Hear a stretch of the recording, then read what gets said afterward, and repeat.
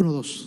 Un saludo muy cordial para todos los amigos, amigas, hermanos, hermanas que nos están sintonizando a través de las redes sociales. Todos aquellos que han estado conectados durante estos días pasados en este campestre hispano de esta conferencia regional del sureste.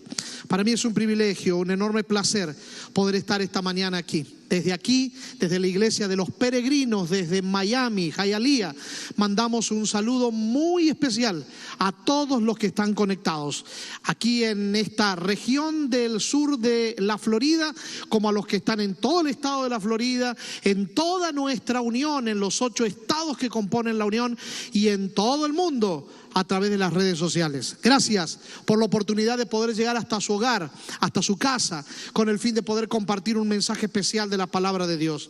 Durante estos días hemos estado escuchando al pastor Jericín de Peña compartiendo con nosotros un mensaje extraordinario de la palabra de Dios, hablándonos, enseñándonos, compartiéndonos cómo podemos vivir por fe, porque es por fe el momento que ha llegado para vivir en esta hora. Y quiero compartir con ustedes un mensaje que está basado en el capítulo principal de la Biblia que nos habla de la fe. El libro de Hebreos, en el capítulo 11, los versículos del 1 en adelante, el escritor, el autor, el apóstol Pablo nos dice de la siguiente manera: la fe es la sustancia de lo que se espera, la convicción de lo que no se ve. Por ella recibieron buen testimonio los antiguos. Por la fe comprendemos que fue hecho el universo, hecho por la palabra de Dios, de modo que lo que se ve fue hecho de lo que no se veía. Por la fe Abel ofreció a Dios un sacrificio superior al de Caín. Por ella recibió testimonio de ser justo, pues Dios dio testimonio al aceptar sus ofrendas. Y por medio de la fe, aunque murió, todavía nos habla. Por la fe Enoc fue traspuesto para no ver muerte y no fue hallado, porque Dios le había trasladado, y antes de su traslado recibió testimonio de haber agradado a Dios. Y sin fe es imposible agradar a Dios, porque es necesario que el que se acerca a Dios crea que le hay y que es galardonador de los que le buscan. Vamos a inclinar nuestro rostro para hablar con Dios y pedir que Él nos dirija, que Él nos inspire, que Él nos enseñe, que Él nos guíe en el estudio de su palabra en esta hora. Oremos. Señor, gracias por la oportunidad de abrir juntos tu palabra. Gracias porque en ella encontramos bendición. Gracias porque esa palabra viva tiene poder para crear cielo y tierra. Tiene poder para sostener el universo. Y tiene poder para recrear en nosotros una criatura a tu imagen y semejanza. Pedimos en esta hora que nos bendigas, que nos acompañes, que nos enseñes, que nos guíes. Que seas tú quien toque nuestra vida y que esa palabra de vida, de poder y de amor se apodere de nuestro corazón y nos llene de tu presencia. Quédate con nosotros, por favor. Lo pedimos en el nombre que está sobre todo nombre, en el nombre de Jesús. Amén. Amén. Mis queridos amigos y hermanos, el apóstol San Pablo escribió esta epístola, esta carta a la iglesia hebrea, a la iglesia judía, allí en sus días, en su tiempo, en el primer siglo.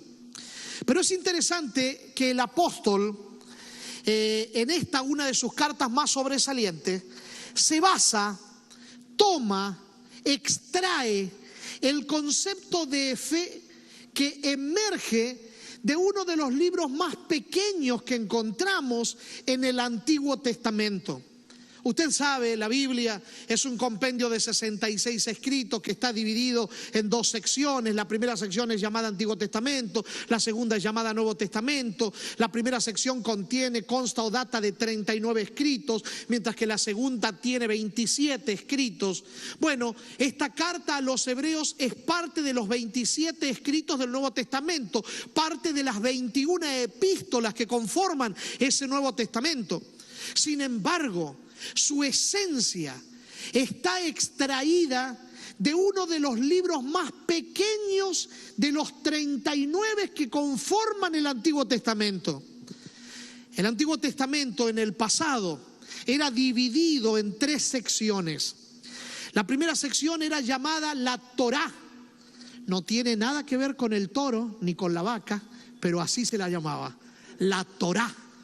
Y es la expresión que se usa para decir o expresar la ley. La ley.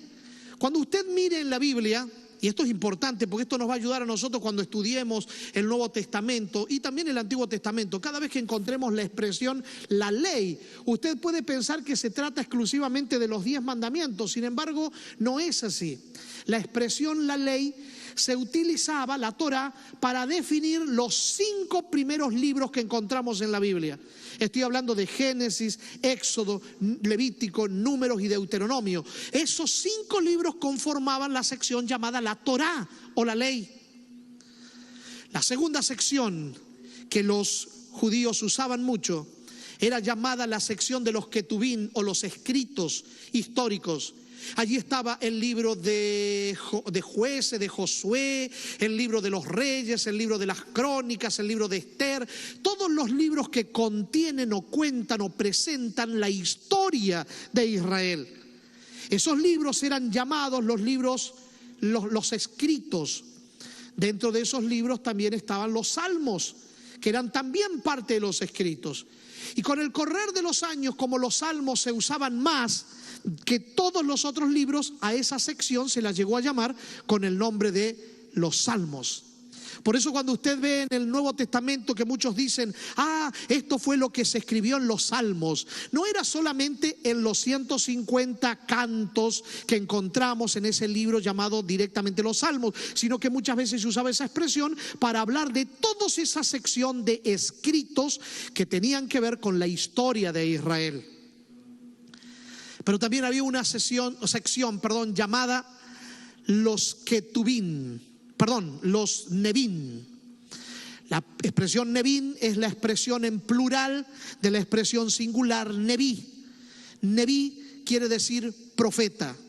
Nevín, plural, profetas. De esa sección de los profetas habían 2 grupos: los profetas mayores y los profetas menores. Los profetas mayores no era que eran mayores de edad y peinaban canas como algunos de nosotros, no.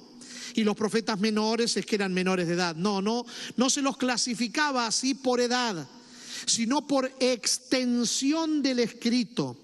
Los profetas mayores eran los que habían escrito más cosas y los profetas menores los que escribieron menos. De los profetas mayores recordamos a Isaías, el profeta mesiánico, el que más escribió, 66 capítulos. Su escrito es llamado o reconocido como una mini Biblia porque tiene o contiene todos los temas que están en la Biblia. Y así como la Biblia tiene 66 escritos, el libro de Isaías tiene 66 capítulos. Y así como en la Biblia el personaje central es Cristo, de la misma manera en el libro de Isaías, por eso es llamado el profeta mesiánico. Y así como en la Biblia hay una porción que se presenta la pasión de Cristo, el capítulo 53 de Isaías hace lo mismo. Y así como la Biblia termina con el cielo nuevo y la tierra nueva, de la misma manera termina Isaías en los capítulos 65 y 66. Por eso Isaías es llamado una mini Biblia. Encontramos el libro de Ezequiel y el libro de Jeremías como parte de esos libros proféticos. No el de Daniel. El libro de Daniel era colocado dentro de los escritos porque contenía historia de gente de Israel, desde la invasión de Babilonia y Nabucodonosor, que se llevó prisionero a estos muchachos. Y en la sección de profetas menores, quizás los libros más reconocidos de esa sección sea el libro de Oseas, el libro de Malaquías, el libro de Amós, que es otro libro que tiene bastantes capítulos, el de Zacarías, el libro de Ageo, donde se presenta a Jesús como el deseado de todas las gentes, el libro de Sofonías. Y yo sigo mencionando estos libros y usted los está identificando, pero probablemente todavía no se imagina cuál es el libro del que Pablo extrae el concepto de fe que después se explaya explicando en las 3 epístolas suyas más sobresalientes de lo que él escribió. Digo, cuando Pablo escribe las epístolas que él escribe, de todas ellas hay 3 que son las más significativas, las más poderosas, por llamarlas de alguna manera o identificarlas. Así los teólogos las identifican. La carta a los romanos, donde hace una exposición tremenda de cómo alcanzar la justicia que es por fe. En los capítulos del 1 al 4, Pablo en la carta a los romanos explica cómo es que el ser humano injusto por consecuencia del pecado llega a ser justo por la fe. En los capítulos 5 al 8 presenta cómo es que el justo por la fe vive por esa fe. Y en los otros capítulos presenta formas prácticas de vivir por fe que no contradicen la realidad del tiempo en el que se está viviendo. Eso es lo que presenta Pablo en Romanos.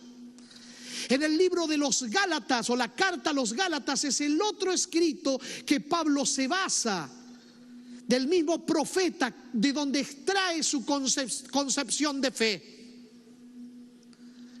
Y ese libro de los Gálatas nos habla de cómo vivir una experiencia de ser justificados por la fe en aquel que es el Señor de la fe. Y en la carta a los Hebreos, Pablo se explaya nuevamente para hablar de esa justicia que es por fe, pero se concentra para hablar un poquitito más detalladamente acerca de esa fe. Conceptos que él extrae de ese libro que les estoy diciendo del Antiguo Testamento, de esa sección de los profetas menores, y que suele ser uno de los libros menos leídos de la Biblia. Y usted dirá: pastor, ya de una vez dígame de qué libro está hablando usted, de ese Antiguo Testamento, de esa sección de los profetas menores. Estoy refiriéndome al libro de Habacuc, profeta. El libro de Habacuc presenta que el profeta tiene una situación difícil y que en esa situación difícil él no sabe cómo reaccionar y cómo actuar, y empieza a cuestionar todas las cosas. La realidad del profeta Habacuc es una realidad donde se concentra, se presenta, se proyecta la condición humana ante las crisis de la vida. Habacuc entra en crisis y como está en crisis no sabe cómo manejar la crisis. A los seres humanos nos cuesta manejar las crisis. Todo aquello que amenaza nuestra estabilidad es un problema para nosotros y nos desestabiliza, nos hace tambalear, nos hace caer en ocasiones también. Habacuc, no sabiendo cómo manejar esa crisis, se presenta delante de Dios y cuestiona lo que está pasando, y en su cuestionar lo que está pasando termina cuestionando a Dios, y muchas veces nosotros hacemos eso también. Cuestionamos nuestro entorno, cuestionamos por qué sucede lo que sucede, cuestionamos lo que pasa, cuestionamos cómo reacciona la gente, cuestionamos cómo reaccionamos nosotros también. Y en ese cuestionarlo todo terminamos cuestionando a Dios. ¿Por qué tiene que suceder esto ahora? ¿Por qué, si yo tenía todo organizado para este 2020, para que sea un año de perfecta visión 2020, si ya tenía mi plan de trabajo, si ya tenía todo organizado, si las vacaciones estaban listas, si había que ir a ver a la familia, si teníamos que hacer tal cosa, si teníamos este otro proyecto? ¿Por qué pasó esto? ¿Por qué este COVID-19 se extendió hasta el 20 y nos arruinó el año? ¿Por qué mi familia tiene que padecer esto? ¿Por qué mis hijos tienen que padecer lo otro? ¿Por qué se enfermó mi familiar? ¿Por qué di positivo en el test? Y seguimos cuestionando todo. Pero el cuestionar las cosas no nos trae solución. Cuando seguimos cuestionando, terminamos cuestionando a Dios. Como si Dios estuviese ausente de nuestra realidad. Y no hay nada más real que entender y saber que Dios no está ausente, que Él no estuvo ausente, que Él no está ausente y nunca estará ausente, que es un Dios presente, que siempre está allí, que está presto para sostenernos, que está presto para socorrernos, que está presto para actuar, y que cuando Él permite que algo suceda es porque Él tiene un plan, y su plan es más grande que el plan que nosotros podamos haber tenido. Él está al control de todas las cosas. Y el libro de Habacuc nos habla de eso, de un Dios que está al control. Cuando Habacuc entiende que Dios está al control de todo, se expresa con todo el corazón diciendo: calle delante de Él toda la tierra, porque Dios está en su santo templo. Muchas veces he visto en iglesias utilizar este pasaje de Habacuc 2:20 para generar un cierto silencio reverente en la congregación, como si de eso se tratara el texto. Pero lo que Habacuc está diciendo allí es mucho más profundo que apenas pedirnos que nos callemos en un momento de un servicio religioso. Lo que Habacuc está expresando es que Dios es soberano, que Dios está al control, que nada se escapa de su mano, que Él sabe lo que hace, y que cuando Él permite que algo pase es porque Él utilizará lo negativo transformándolo en algo tan positivo que quedaremos tan asombrados porque Él sabe lo que está haciendo. Y esa fue la experiencia de Habacuc, donde termina, después de reconocer la grandeza de Dios, alabando a Dios y declarando una de las expresiones de fe más profundas que hay en el Antiguo Testamento.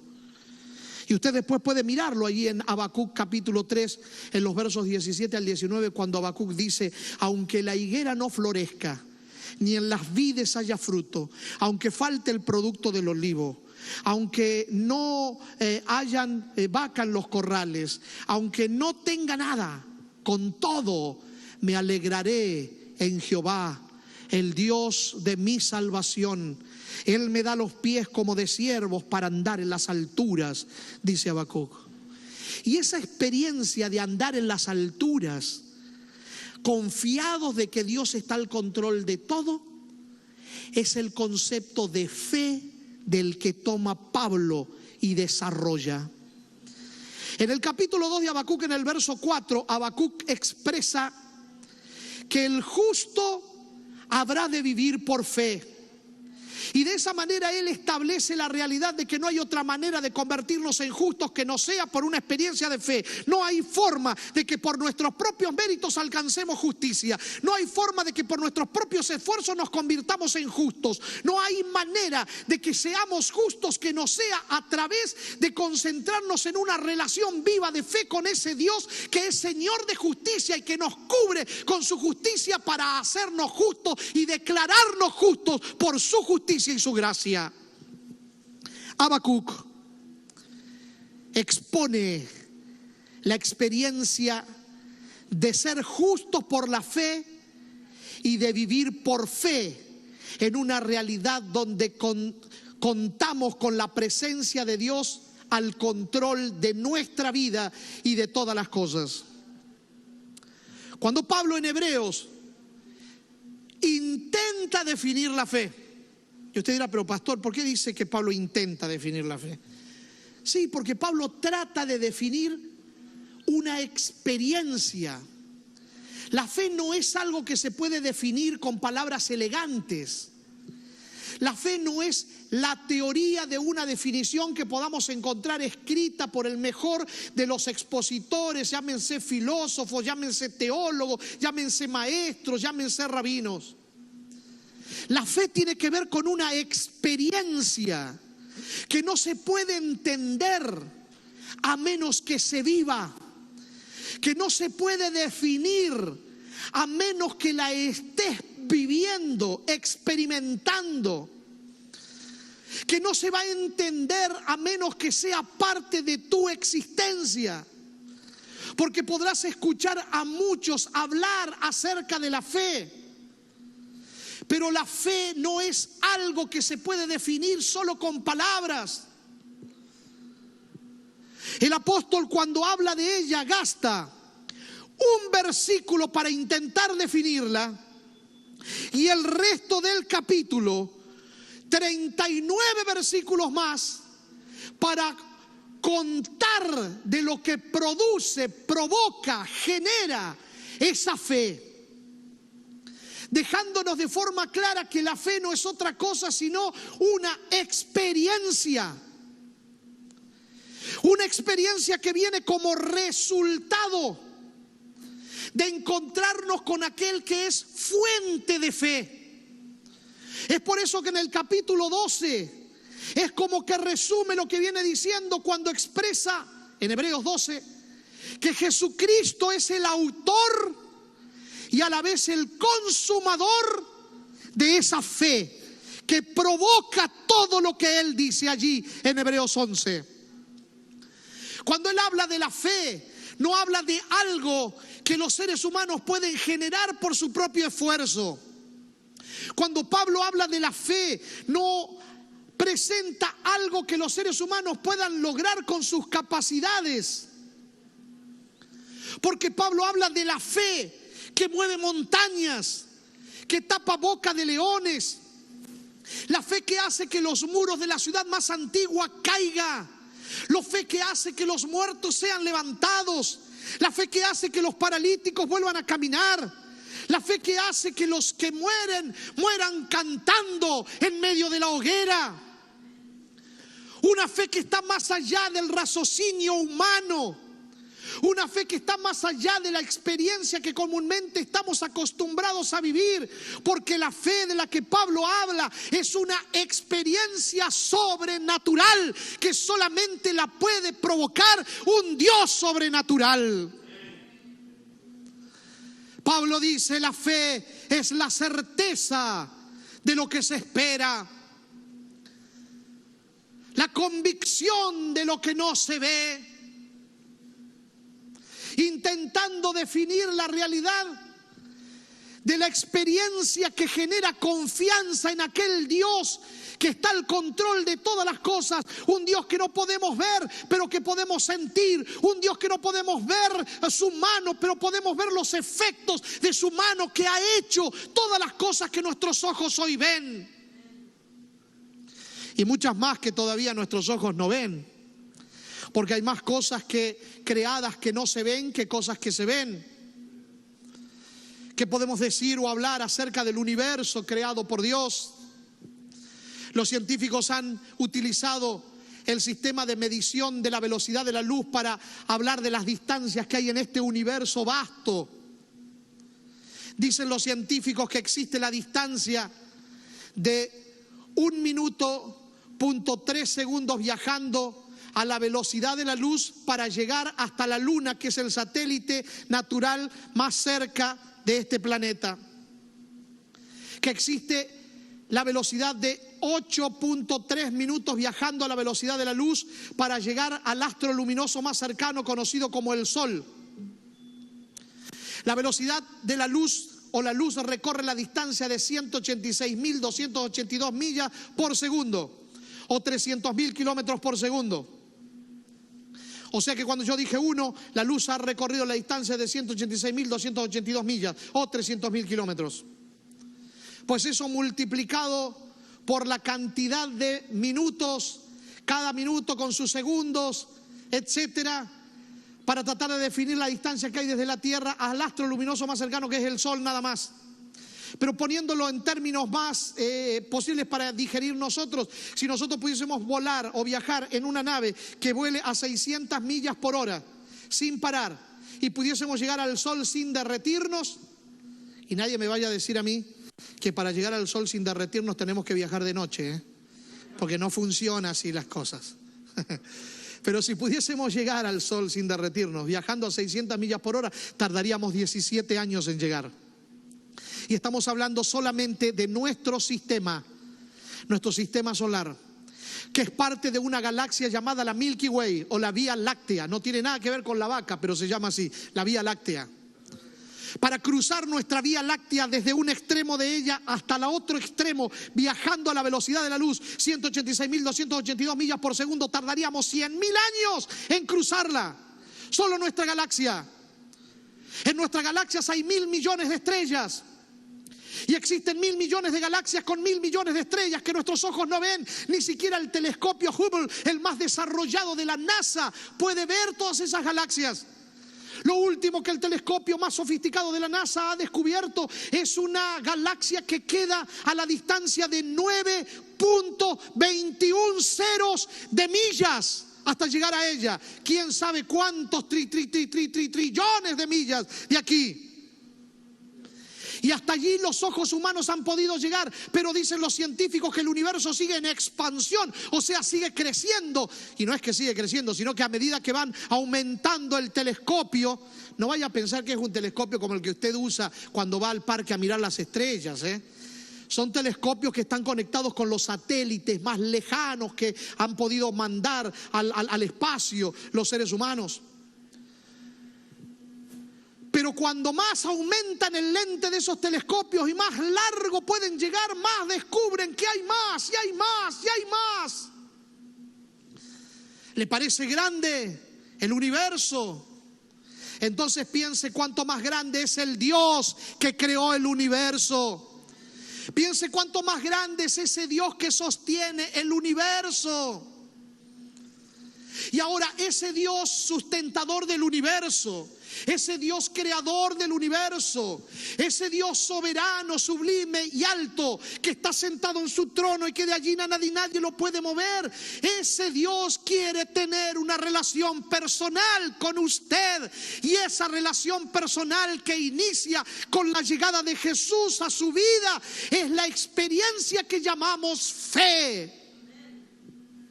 Sin esa relación no hay fe. Puede haber una cierta creencia. La fe no tiene que ver con doctrinas. La fe no tiene que ver con un mensaje. La fe no tiene que ver con una iglesia. La fe no tiene que ver con un predicador. La fe no tiene que ver con una denominación religiosa. La fe tiene que ver con el autor de la fe. Y ese autor de la fe se llama Jesús, el Hijo de Dios. Sin relación con Jesús no hay fe. Sin relación con Jesús hay religiosidad, pero no fe. Sin relación con Jesús habrán creencias vacías, huecas, formas, normas y reglamentos, pero no una fe verdadera. Y hoy el mundo adolece de hombres de fe. Hombres que hagan la diferencia en este mundo. Y estoy hablando de hombres y mujeres en el sentido genérico. Hombres como los del pasado, que estuvieron dispuestos a desafiar imperios, que estuvieron dispuestos a sacudir las bases incluso del imperio más grande de la historia, como fue el Imperio Romano, que estuvieron dispuestos a hacer la diferencia donde estuvieron, porque se sostenían como viendo al invisible.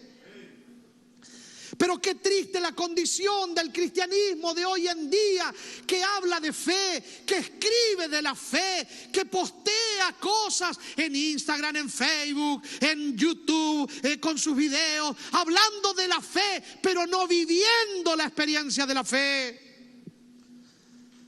Cristianos que se sostienen de una denominación, que se sostienen de ciertas creencias, pero no del Dios que le da sentido a esas creencias. Es tiempo de empezar a vivir por fe. Es tiempo de aferrarnos con todas las fuerzas a ese Dios soberano que está dispuesto a sostenernos, que está dispuesto a levantarnos, que está dispuesto a dirigirnos, que está dispuesto a guiarnos, que está dispuesto a inspirarnos, que está dispuesto a llenarnos de su poder para que por testimonio vivo de esa experiencia de conexión con Él podamos mostrar al mundo que le servimos a un Dios de poder y de majestad.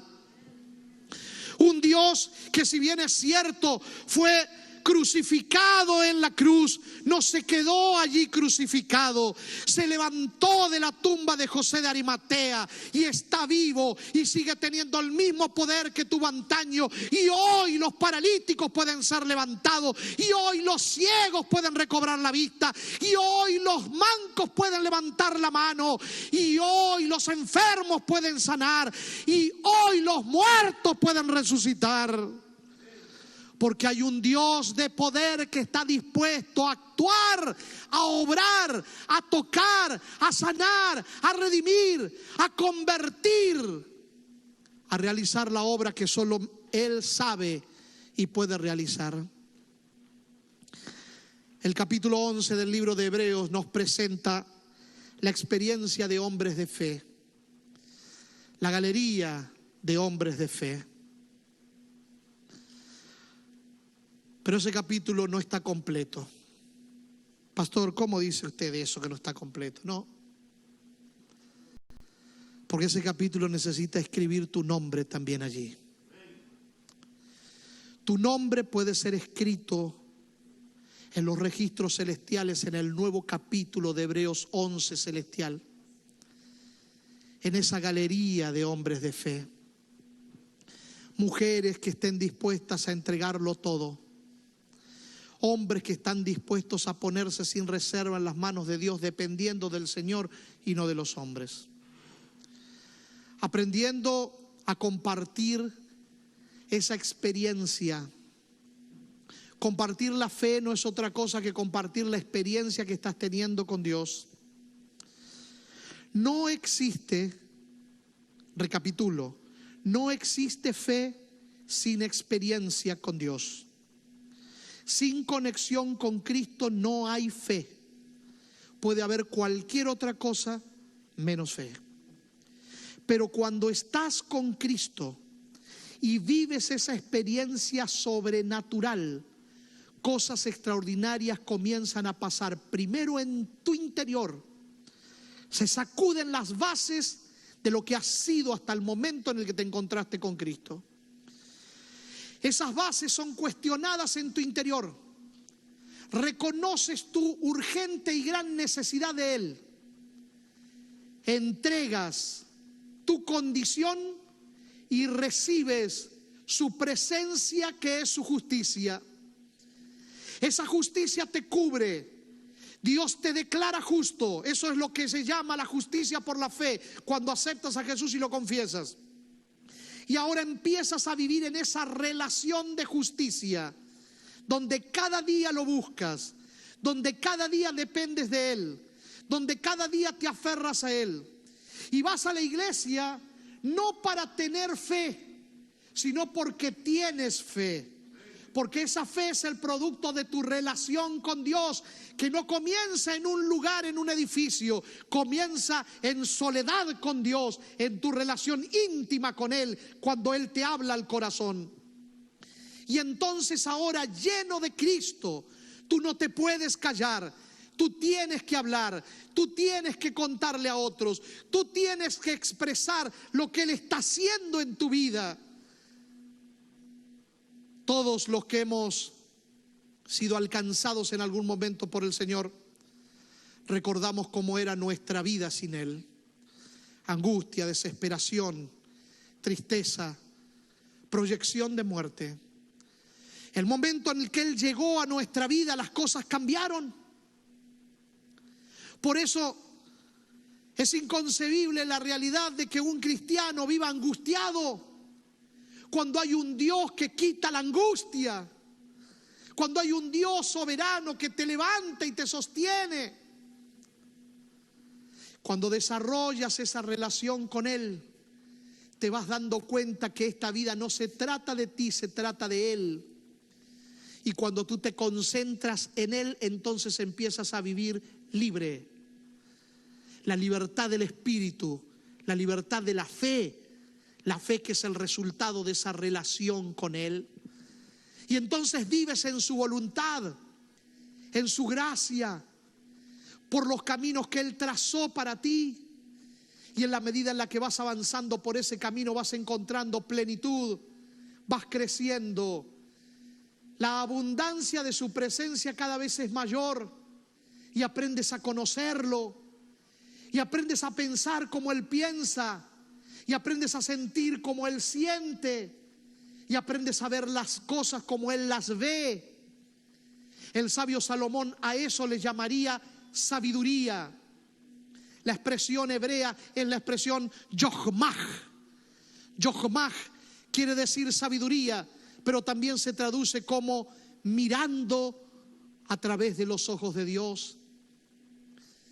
Y entonces te das cuenta que vale la pena vivir por fe, porque la fe te lleva a ser sabio para mirar con los ojos de Él. Porque la fe te llena de la virtud que te hace fuerte en los momentos de dificultades. Porque la fe te llena de esperanza, porque sabes que aquel que está alimentando tu fe en esa relación es fiel para cumplir las promesas que ha dado. Y entonces miras hacia el futuro con certeza de que Él cumplirá lo que prometió. Porque siempre ha cumplido, porque nunca ha fallado, porque tú lo experimentaste y lo experimentas cada día. Y entonces entiendes también que esa fe sostiene tu interior, tu corazón, tu vida, tu familia. Y no quieres abandonarlo a Él por nada de las cosas de este mundo. Vivir por fe es vivir con Cristo. Vivir por fe es vivir dependiendo de Él. Vivir dependiendo de Él es vivir en una relación con Él, buscándolo cada día y dejando que Él se encargue de sostenerte, de guiarte y de dirigirte. Pablo en Hebreo dice: sin fe es imposible agradar a Dios. Lógico, porque la fe, que es el resultado de esa relación, te ha llevado a ti a estar con Él, y eso es lo que a Él le agrada. Estar con Él, estar contigo, sostenerte, levantarte y dirigirte. No importa dónde estés, no importa lo que en este momento puedas estar padeciendo, viviendo, experimentando. Hoy puedes iniciar esa relación de fe. La fe puede comenzar hoy en ti, tomando la decisión de dejarlo a Él entrar a tu vida, porque Él es el autor. Y como autor que Él es, el autor es el que toma la iniciativa, es el que primero empieza a escribir. Así que como autor que Él es, quiere llegar a tu vida hoy. Puedes cuestionarlo todo, pero no lograrás nada tratando de encontrar respuestas. Todo lo que necesitas es confiar y depositar tu vida en las manos de aquel que está dispuesto a sostenerte. Entonces Él llega, golpea, llama y tú le abres, como estás haciendo ahora, abriendo tu corazón. Puedes escribir allí en el chat de Facebook o en YouTube, donde estés tomando la señal. Escribe: yo abro mi corazón a Jesús. Hoy decido empezar mi experiencia de fe. Hoy quiero comenzar a conocer a Dios. Hoy dejo entrar a Jesús para que con Él venga la fe, para que entonces Él empiece a dirigir mi existencia de manera tal que yo por esa fe alcance justicia eterna, y que yo por esa fe pueda vivir hoy, pueda vivir mañana y pueda vivir eternamente. Entonces hoy puedes comenzar esa fe con esa decisión que estás tomando de dejarlo entrar. Escríbelo allí en el chat, escríbelo allí en Facebook. Y a partir de hoy puedes comenzar una experiencia nueva cada día buscándolo, para dejar que esa fe crezca, de manera tal que en esa experiencia puedas vivir realidades sobrenaturales donde el poder del Espíritu guíe, dirige, controle tu existencia. Porque ese Dios soberano está al control y te quiere llevar a vivir esa experiencia de fe, sostenidos por esa palabra viva que creó los cielos, la tierra y sostiene el universo.